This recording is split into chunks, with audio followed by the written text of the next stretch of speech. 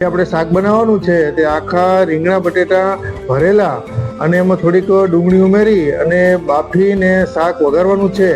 તો આ બધા લોકો છે એ બધું શાક સમારવાનું કામ કરે છે અને ધીરે ધીરે બધાને ભૂખ લાગી છે. તો હવે જો આ બાળકો બેસી ગયા છે, બાળકો પણ થોડુંક કામ કરાવવા લાગે છે. મહર્ષિ છે, તીર્થ છે, એમ બાળકો બધા પોતપોતાનું કામ કરે છે. અને હવે આપણે શાક તરફ જઈ રહ્યા છીએ. તો શાક ભરેલું છે તો એ રીંગણા અને બટેટાને ભરવા માટેનો જે મસાલો હોય એ મસાલો આપણે હવે ધીરે ધીરે તૈયાર કરી રહ્યા છે. જો મસાલો એકદમ મિસિસ વિપુલે તૈયાર કરી લીધો છે અને રીંગણા ભરી બટેટા ભરી અને બાફીને પછી આપણે એને ગ્રેવીમાં વઘારવાના છે.